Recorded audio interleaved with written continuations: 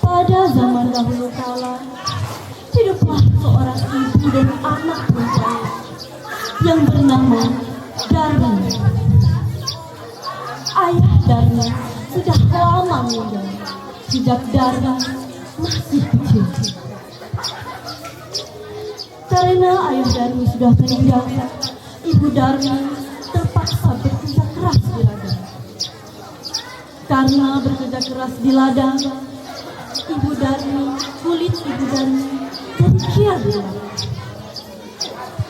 Tubuh ibu Darmi juga kian menyusut. Mukanya sudah tak terawat.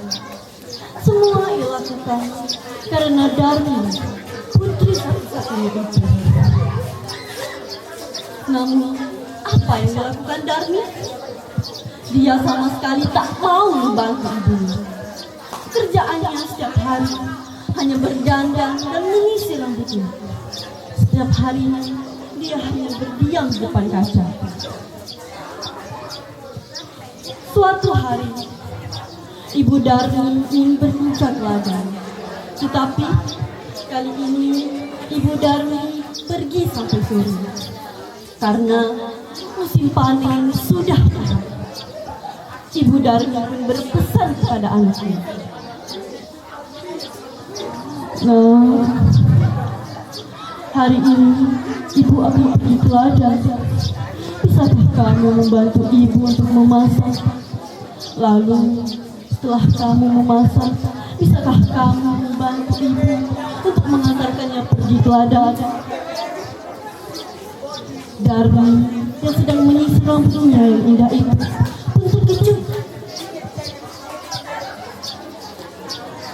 "Aku tak mau, Bu. Jika aku memasak, rambutku yang wangi ini akan bau tungku. Lalu, jika aku mengantarkannya ke ladang, kulitku yang bersih ini akan hitam dan jelek. Aku kan habis luluran," ucap Darmi dengan marah. Ibu Darmi pun menggeleng-geleng sedih. Lalu ibu Darmi pun pergi ke ladang dengan lapar. Ibu Darmi juga menahan laparnya. Dia sangat bekerja keras. Esok hari dia akan menjual hasil panennya itu untuk pergi ke pasar. Jika ia lelah, ibu Darmi meminum air yang dibawanya dalam kendi. Ia pun berdoa dalam hati, "Ya Allah, tolong ubahlah sifat malas anakku itu, ya Allah. Aku ingin dia berubah menjadi anak yang rajin. Amin ya Rabbal Alamin." Setelah berdoa, ibu Darmi pun pergi pulang ke rumah.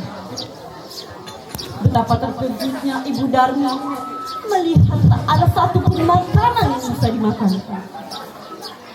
Darmi sama sekali tidak memasak. Darmi yang melihat ibunya pulang malah marah-marah.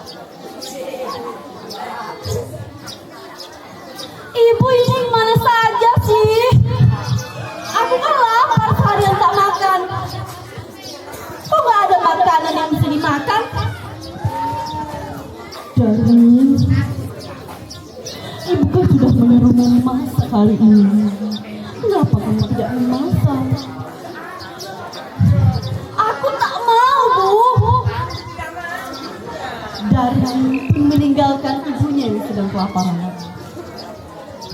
Keesokan harinya, ibu Darmi bersiap-siap ingin menjual hasil panennya ke pasar. Ibu Darmi pun berpesan pada Darmi, "Nah, bisakah kamu pergi ke pasar untuk membantu ibu? Ibu membutuhkan bantuanmu untuk membawa hasil panen kita." "Nggak mau, Bu. Pasar kan becek. Kalau aku pergi ke pasar, nanti kulitku yang bersih ini akan ikutan kotor. Membayangkannya saja, aku sudah geli." ucap Darmi dengan marah. Lalu Ibu Darmi pergi sendirian sambil menahan, sambil membawa hasil panennya itu. Sore harinya, Ibu Darmi yang sedang menghitung uang hasil panen, Darmi yang melihat ibunya sedang menghitung uang pun mendekatinya. Bu, bedakku habis, beliin dong Bu. Iya, besok ibu belikan. Tapi kamu harus ikut dengan ibu ke pasar supaya ibu tak salah beli. Keesokan harinya, Darmi pun terpaksa ikut dengan ibunya ke pasar. Setelah perjalanan, Darmi pun berbisik kepada ibunya. Bu, ibu jalannya di belakangku saja. Aku tak mau ibu berjalan berdampingan denganku. Kenapa, Nak? Pokoknya ibu di belakangku saja. Ibu Darmi pun menuruti kemauan anaknya itu. Setengah perjalanan, Darmi pun berjumpa dengan temannya. Hai Darmi. Terus siapa di belakangmu itu? Ibumu ya? Bukan. Dia pembantuku. Amit-amit deh dia ibuku. Ibu Darmi yang mendengar perkataan Darmi pun tersedih. Tetapi dia cuma menahannya dalam hati. Mereka pun melanjutkan perjalanan.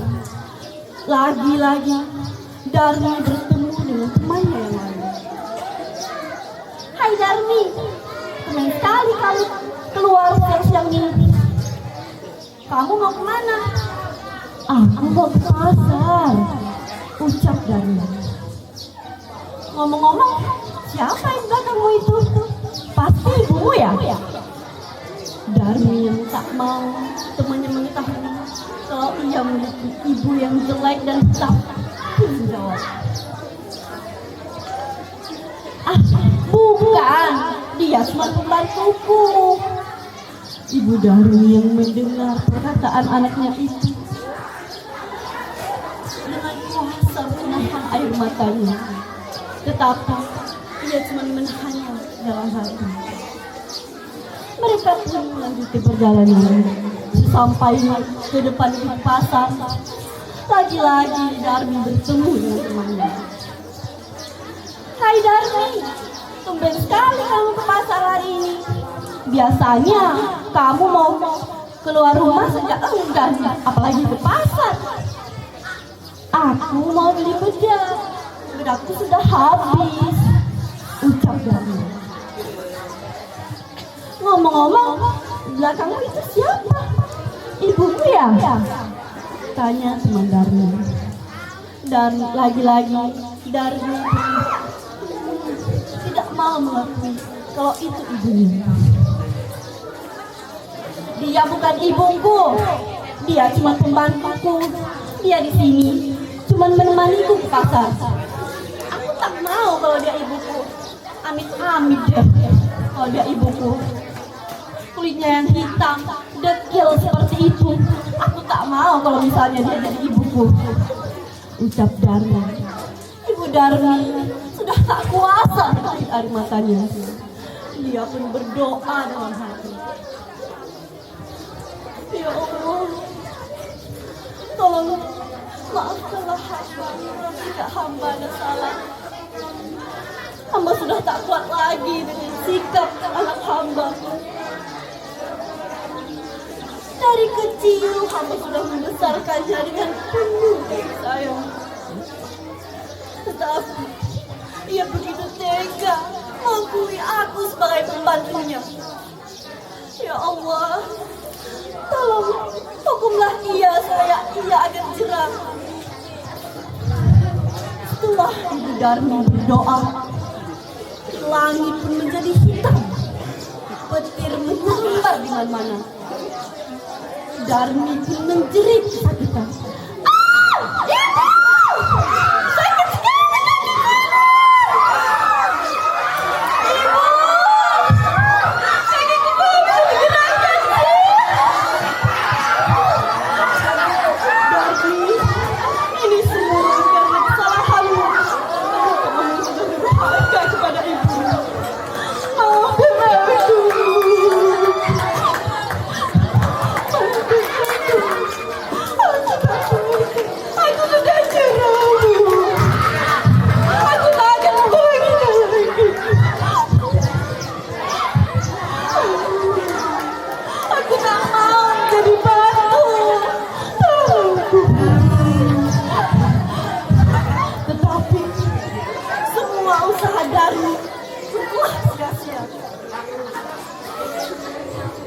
Darmi sudah berubah menjadi batu.